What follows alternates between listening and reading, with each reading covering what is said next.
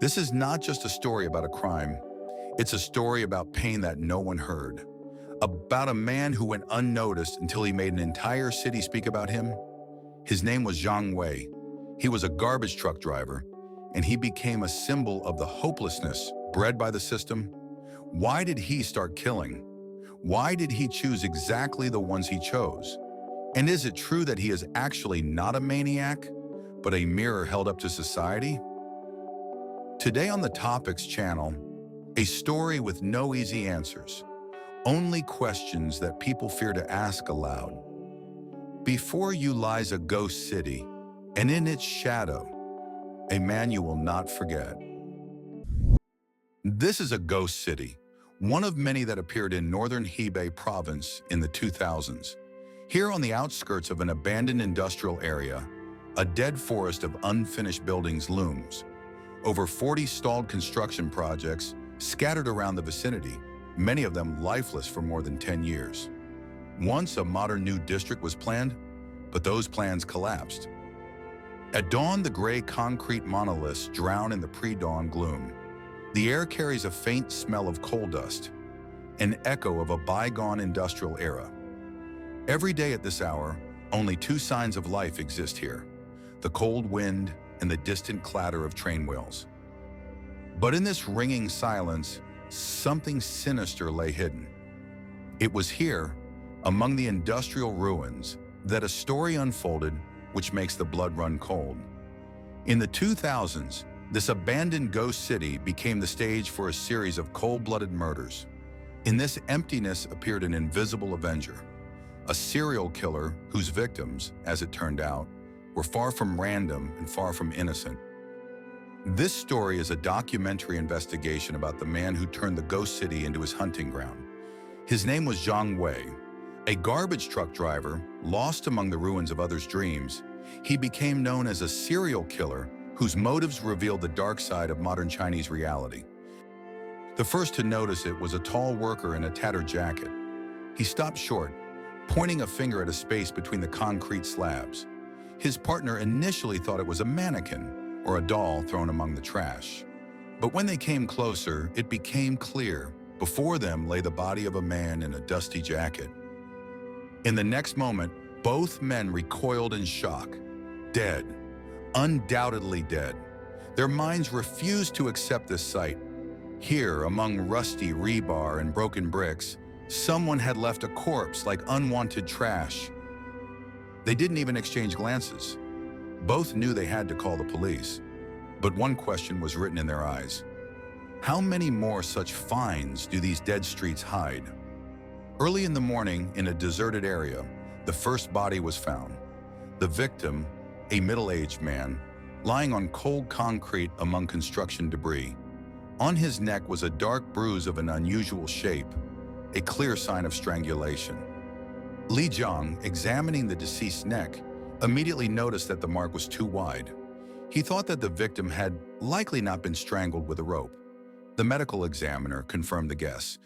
The marks on the skin indeed resembled the imprint of an industrial rubber hose, with a characteristic ribbed surface that leaves abrasions.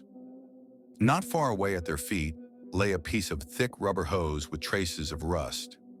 Everything indicated that this hose was the murder weapon. The murdered man was identified quickly. Documents found in his pocket indicated this was Wang Min, 53 years old, formerly the director of a large state-owned factory located nearby and now abandoned. Once Wang Min headed a factory that provided jobs to thousands of people, but after the enterprise closed, he retained a dubious reputation. People in town said that Wang had enriched himself by selling off the factory's assets, abandoning the workers to their fate. Staring at the victim's face, Li Jiang recognized the man with grim surprise. It was indeed that same Wang Min. For Detective Li Jiang, this case immediately ceased to be routine. The victim turned out not to be some random nobody, but a figure once known in these parts. But who could want the former director of an abandoned factory dead, and in such a brutal way? Soon Li Jiang set about reconstructing the victim's past. Old newspapers spoke of financial machinations at the factory and workers' protests. Unpaid wages, missing funds. Wang Min's name appeared in several scandals.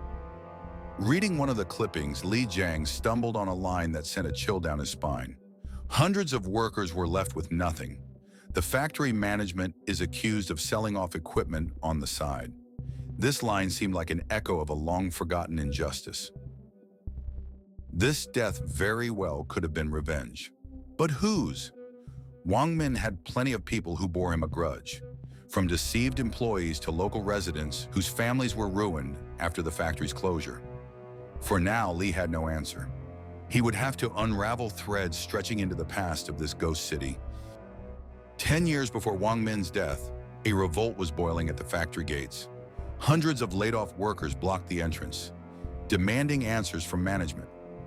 Director Wang at that time had vanished. Rumor had it he fled after selling the factory to private investors. The people were left with nothing. There were hundreds of similar stories across China then.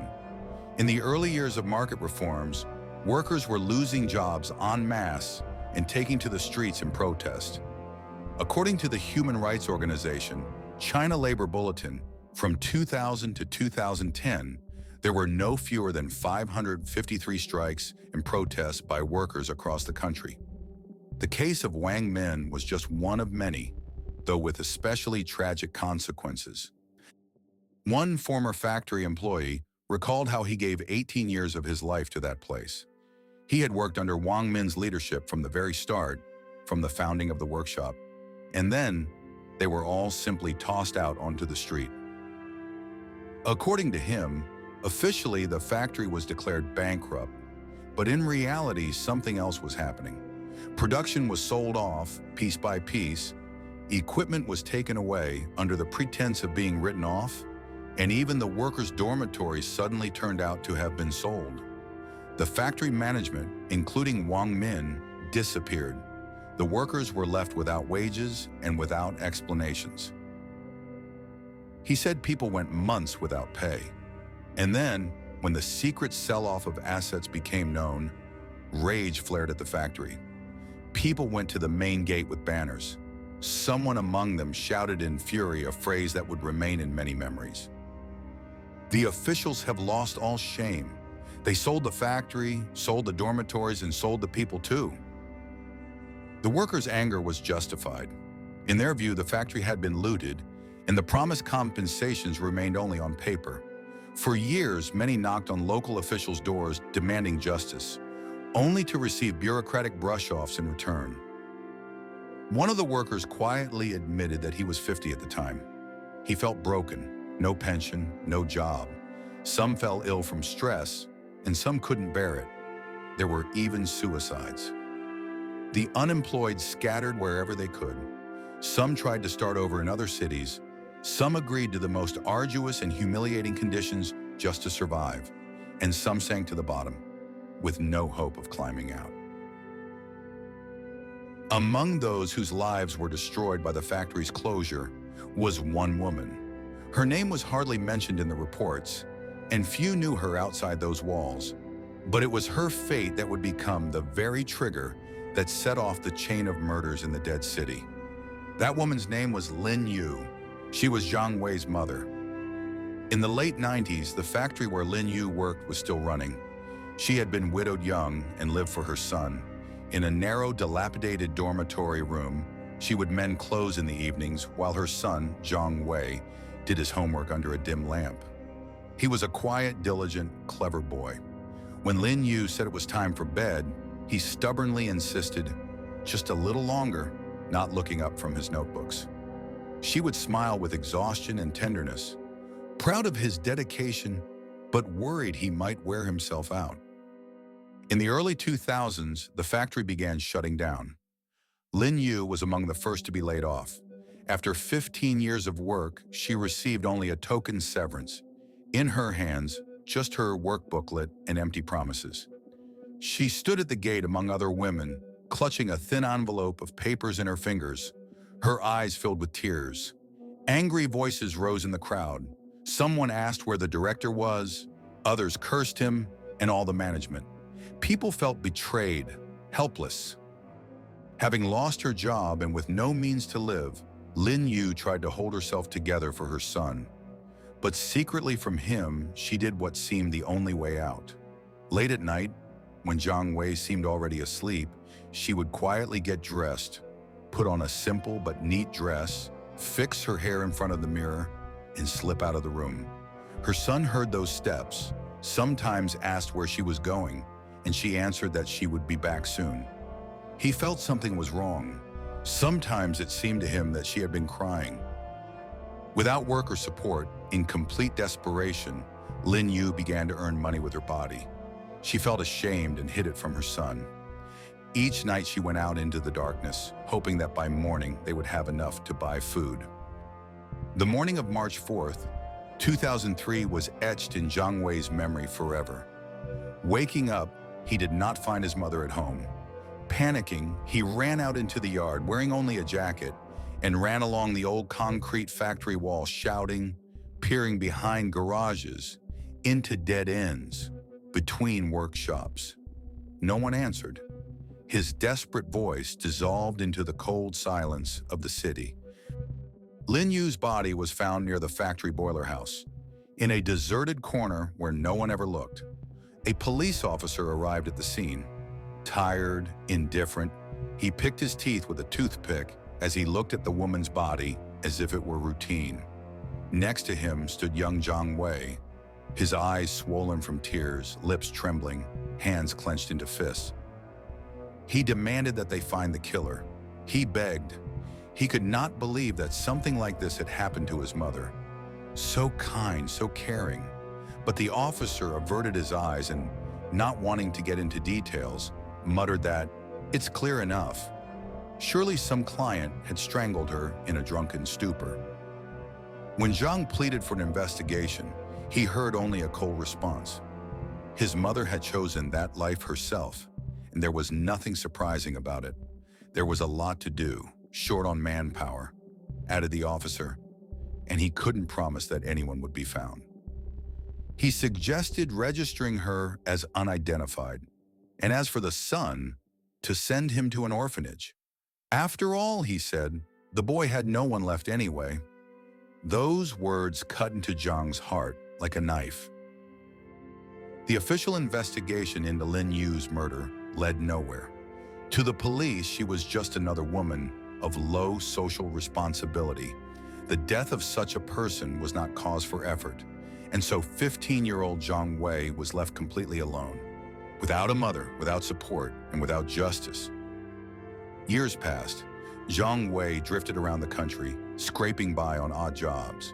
He was one of millions of children washed overboard by the new economic reality. No education, no connections, no support. He became invisible, a menial laborer noticed by no one, whether at a construction site, a train station, or an apartment block entrance. He lived where it was cheap, worked wherever he was hired without questions.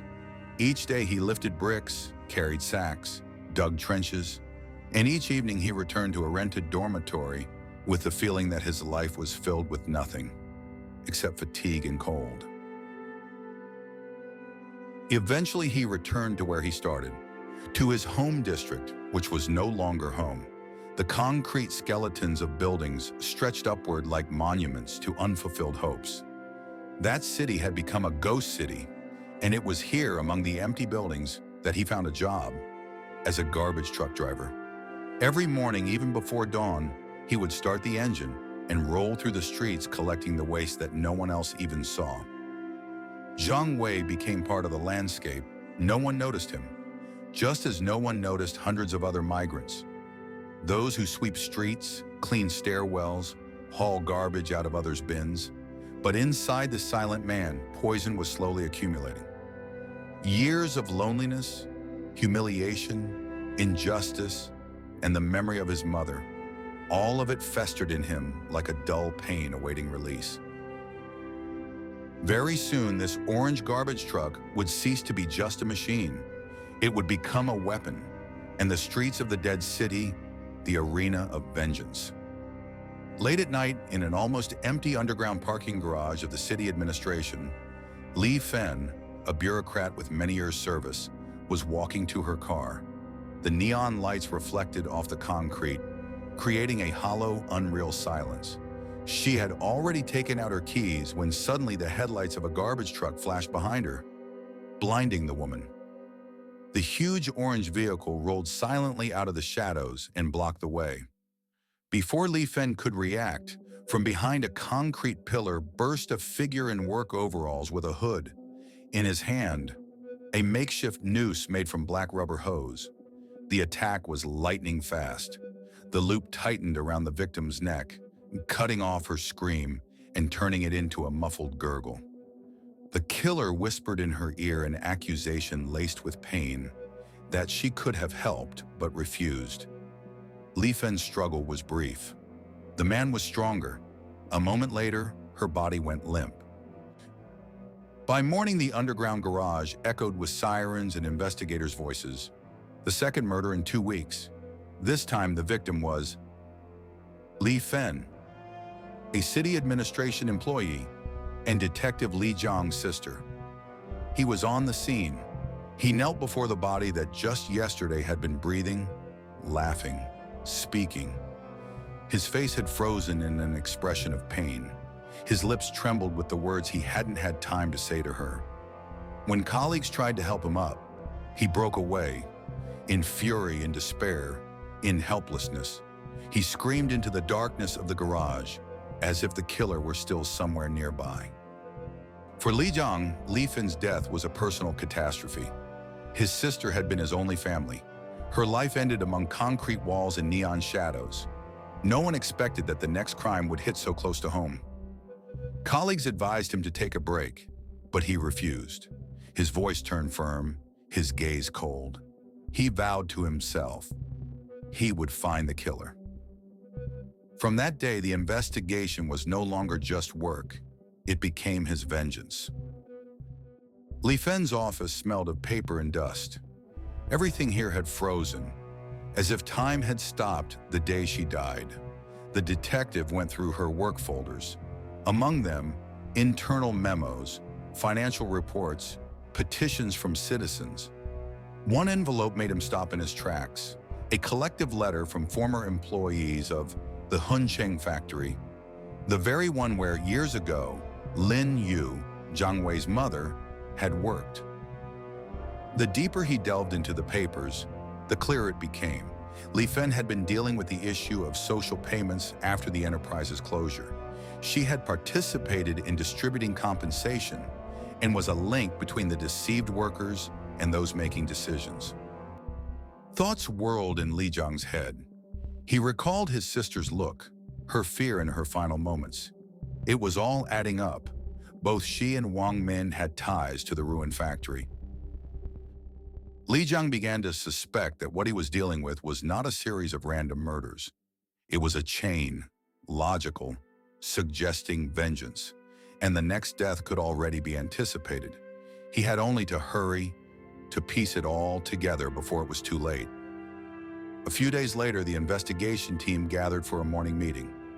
New information had emerged. Forensics confirmed both victims, Wang Min and Li Fen, had been strangled in an identical way. The marks on their necks pointed to one and the same type of hose, industrial rubber used in cleaning machines. Surveillance camera recordings were reviewed. Near both crime scenes, the same detail was noted. An orange garbage truck.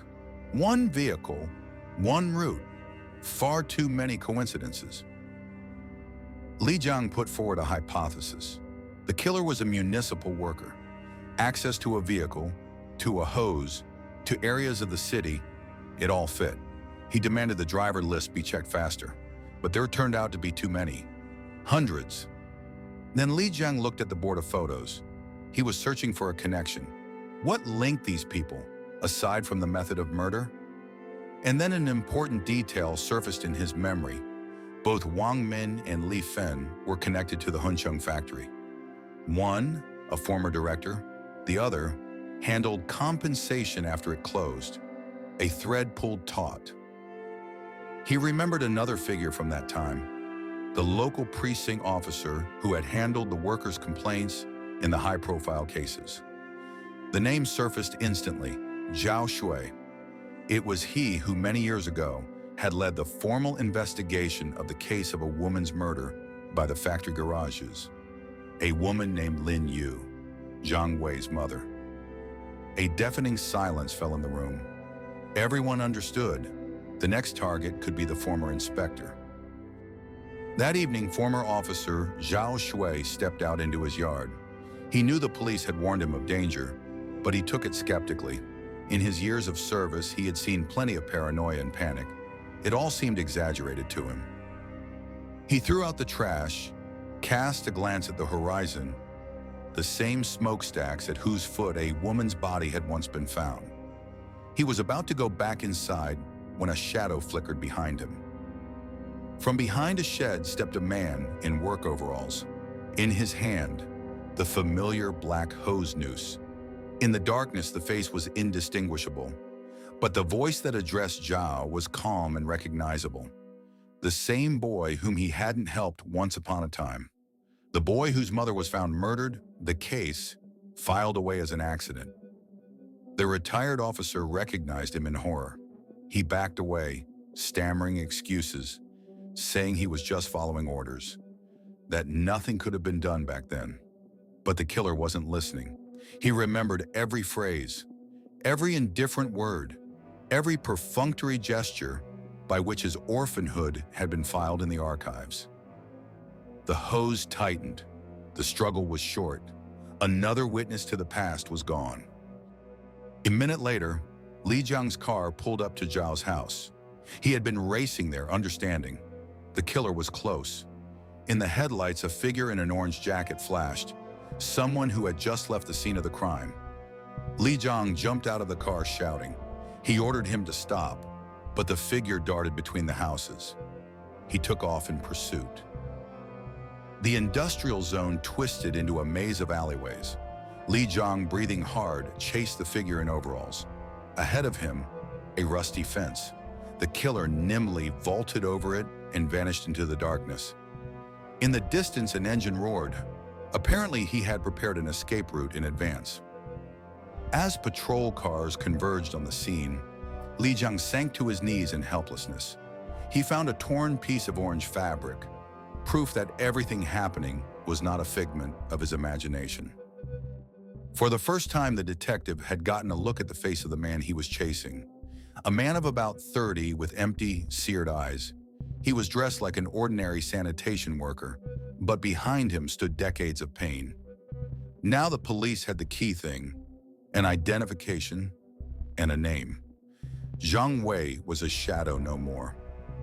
48 hours after Inspector Zhao's murder, the police knew exactly who they were looking for. Zhang Wei, a garbage truck driver who had been working near the crime scene that night. GPS signals, colleagues' testimony, camera footage, all pointed to him. By order of the authorities, he was put on the wanted list across the province. But Zhang seemed to melt into the shadows of the city as if he had become part of the scenery, as he always had been. Only after 2 days was a trace of him found. He had hidden where his pain began, in the ruins of the Hunxing factory, the very place that had destroyed his childhood, the place that became the catalyst for this nightmare. Special forces took up positions around the half-ruined workshop. A tense silence hung in the air, mixed with dampness and the metallic smell of rust. Li Jiang insisted he had to go in alone. It was his case, his ghost, his responsibility. He picked up a megaphone and shouted into the emptiness. "Zhang Wei, we know you're in here. Come out with your hands up." The voice echoed dully through the hangars, bounced off the walls, and sank back into silence. No one came out. And so Li Jiang went in. Inside the workshop, it was dark and damp. Pale morning light filtered through shattered windows, drawing faint beams in the dust. In the center of the hall stood that same garbage truck, enormous like a coffin for the ghost city, and next to it, Zhang Wei. He was sitting staring at the floor, a piece of rubber hose in his hands. His face was calm, even serene, as if he had come home. Li Jiang stepped out from behind a column. He slowly raised his hand, showing that he was unarmed. He had left his pistol at the entrance. This conversation required truth, not steel. He began to speak. No accusations, no rage, just humanly. He spoke about Zhang's mother, about that life no one wanted to remember. He recalled how two women, Lin Yu and his own mother, had stood side by side at the factory lines. He remembered their laughter back when he was still a child. Zhang listened silently. Only his fingers trembled on the hose. Then he looked at Li, truly looked at him for the first time. The words flowed slowly, as if this were not an arrest, but a confession. Li acknowledged, everyone Zhang killed was guilty. They betrayed. They turned a blind eye. They forgot. But he also reminded him, vengeance would not bring his mother back, and the death of the killer would change nothing. Society would call him a monster and forget him. Then Li offered him the impossible. Let Zhang surrender. Let him give him on the chance to tell the truth. All of it, to the end, so that people would know who Zhang Wei was and why he became who he became. For several long seconds, Wei did not move, and then, slowly, with a heavy sob, he dropped the hose, as if he had shed everything he'd been carrying since childhood. Li stepped forward and placed a hand on his shoulder. From their hiding places, the SWAT officers burst out. The commander shouted instructions. Zhang lay down on the concrete, not resisting. Li knelt beside him. He was no longer a policeman, he was a Bakan, a witness to someone else's pain. The trial did not last long. Zhang Wei denied nothing. He told everything, without complaints, without theatrics, only facts, only pain. He spoke of his mother, of the nights he hid under a blanket, listening to her footsteps in the dark, of that morning when he found her dead, of the policeman who hadn't seen the need to look for the killer, of years of loneliness and anger. But for the court, that proved not enough. The cruelty of the crimes, exceptional. Intent, premeditated. Victims, 3. Document on screen. Article 232 of the PRC Criminal Code. Whoever intentionally commits murder shall be punished by death, life imprisonment, or fixed-term imprisonment of not less than 10 years. The verdict was predictable. Death penalty by firing squad. 6 months later, it was carried out, without fanfare, without headlines, without remembrance. Thus ended the story of Zhang Wei, a man forgotten in life and remembered only in death. After the verdict, the square in front of the courthouse filled with voices. Journalists thrust microphones at passers-by, trying to gauge society's pulse. One man, hesitantly rubbing his hands together, said, "Honestly, it's hard to say. On the one hand, he's a killer, but on the other, I understand what made him snap." An elderly woman, lips pressed tight and looking straight into the camera, enunciated, "No matter how much grief you have, you must not kill. He's no hero at all, just an ordinary criminal." Then a silent worker stepped forward, with a tired face and a hard look. He spoke quietly but firmly. "As for me, he did what should have been done long ago. You could say he avenged all of us. Does the law punish people like his victims? Well, he punished them." The journalist asked him again, "So to you, he's a hero?" The worker lowered his eyes and said softly, "I don't know. Hero or not, but a lot of people respect him." Storm erupted online. The social network Weibo exploded with millions of comments. A hashtag with Zhang Wei's name went viral. The entire country was watching. Opinions split sharply. One user wrote, In such a society, Zhang Wei is nothing but the retribution they deserved. Another replied, "Murder is murder, and there's no hero in it."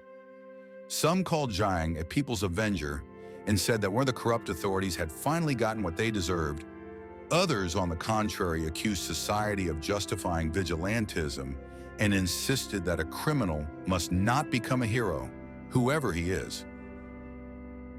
Television studios did not stand aside either. Discussion programs, talk shows, expert opinions hit the airwaves.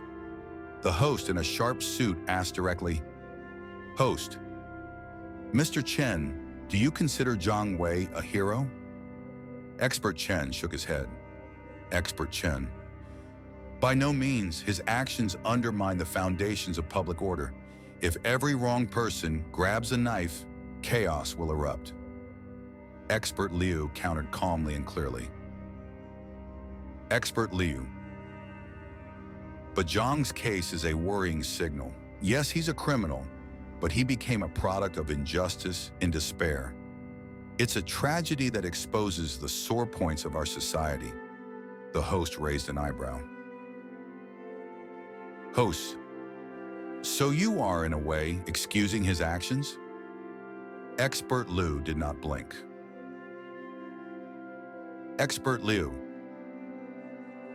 "I do not excuse murder, but to ignore the reasons that led to it is to continue down a path into the abyss. Zhang Wei did not emerge in a vacuum. He was created by years of corruption and indifference toward ordinary people. And if no lessons are learned, it will happen again." The next day, representatives of the Ministry of Public Security appeared in front of cameras. Their expressions were stern, their tones cold. One of them stated, "Official, we want to emphasize Zhang Wei is a dangerous criminal, and the death sentence given to him has restored justice. We urge citizens not to idealize lawbreakers and to trust the justice system." In official reports, he was labeled a cold-blooded killer. The theme of social pain, corruption, or moral choice, not mentioned even once. State media were unanimous. The criminal was punished, justice prevailed. And at the ruins where it all began, a different silence reigned.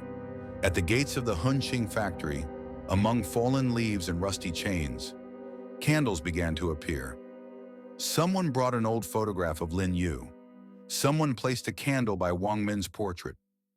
Even Li Fen's picture was brought by someone and gently surrounded with flowers. No one spoke any grand words. People just stood, silently. The wind rustled the paper ribbons with names, and in that wordlessness was an acknowledgement. All these deaths were links of one chain, a chain that had weighed on them for decades. The next day, Li Jiang addressed reporters. He was no longer in uniform, in an ordinary jacket and eyes that no longer held their former confidence. He looked straight into the camera, and in his voice was fatigue. He said, "I want to say, our society itself created this killer. The killer is not a monster. He is someone to whom society said, 'You do not exist.'" After these words, a pause hung in the air. No one dared interrupt. Li Jiang continued, "If we do not learn a lesson, I fear Zhang Wei will not be the last." He turned and slowly walked away. The journalists stepped aside, not daring to call out to him. Only the cameras kept filming his back, a solitary figure on the concrete steps of the courthouse. Zhang Wei's story ended without a happy ending, but the questions he unwittingly posed to society will continue to resurface in conversations and online comments. Their echo will drift through the empty streets of the ghost city, mingling with the pre-dawn scent of coal dust and the distant whistle of the morning train, a reminder of what indifference can lead to. He died as he lived, alone. In the eyes of the law, he was a criminal. To some, a hero. To others, a frightening reminder. To ignore pain is to breed monsters. This story is over, but the streets of the ghost city are still empty. And in their silence, one question still echoes. How many more Zhang Weis live among us, unnoticed, forgotten, left alone with their pain? You have been watching Topics. If this story made you think, then it was not in vain.